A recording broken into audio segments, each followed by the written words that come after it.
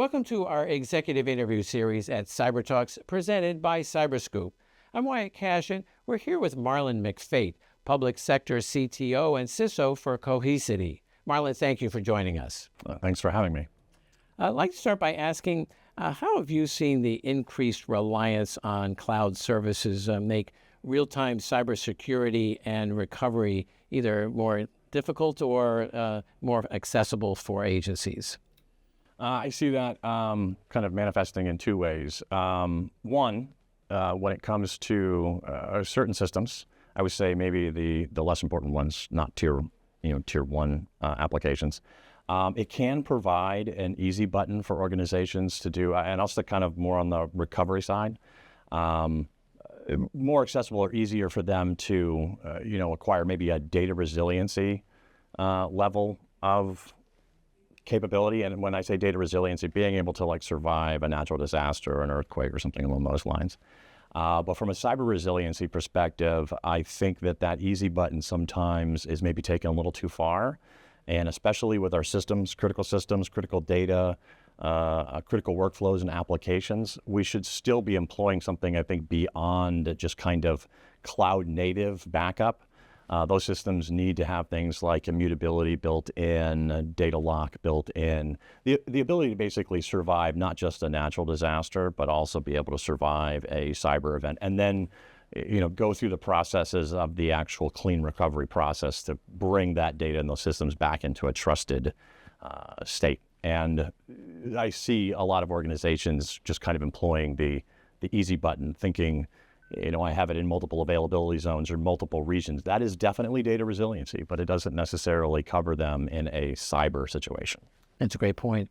And then second, what would you say is the biggest challenge in achieving and maintaining a zero trust architecture? And maybe what's one key piece of advice you'd offer? So interestingly enough, I've been having conversations about this with different levels of government, to include the National Cybersecurity Council.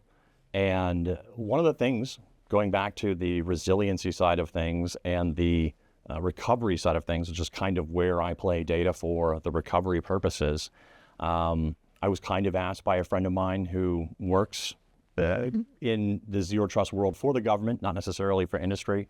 And they had kind of asked, can you evaluate the current model, the current pillars that we have, and see how that kind of fits into the resiliency or the recovery side of the world? And what I found was that Zero Trust 1, is I guess what we're calling it now, doesn't really necessarily have resiliency or the level of resiliency that we need built into it.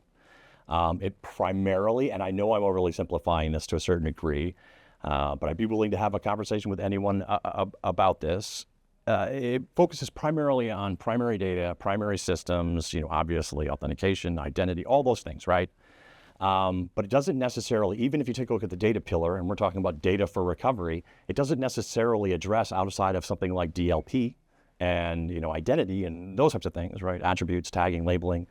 It doesn't necessarily address the resiliency side of things, right? How do I recover? I think this kind of goes to, I don't know if I want to call it a trope, but this idea that if we can protect ourselves, defend ourselves well enough, that we're going to be able to alleviate or stop a cyber incident from happening or the need to recover from happening.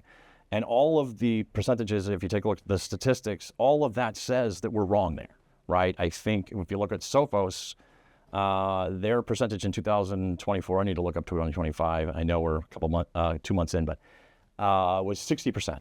Of organizations, and that included federal, state, local, as well as commercial. But 60% of organizations in 2024 experienced just a ransomware attack. So that doesn't include wipers, doesn't include any type of other cyber attack, identity type, none of those. Just 60% some sort of ransomware event that they had to respond to. That's basically a 2 out of 3 shot, right, in 2024. And from my understanding, the numbers don't look like they're getting any better as I was looking through 2025. So I think we need to take, maybe even add another pillar, is a suggestion that I had made recently for the resiliency side of things.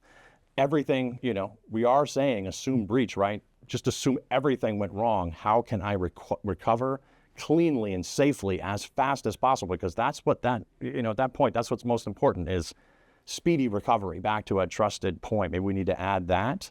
Or at the very least, what I talk to organizations about is applying zero trust to that secondary recovery infrastructure. Everything, you should be expecting that infrastructure to be able to abide by the same zero trust principles, but then also kind of roll that into your zero trust model, even if it's not there. That would be my suggestion. That's what I suggest to any agencies or organizations I work with. Really interesting point. Well, Marlin McFate, thank you so much for joining us here at Cyber Talks. No problem. Thanks.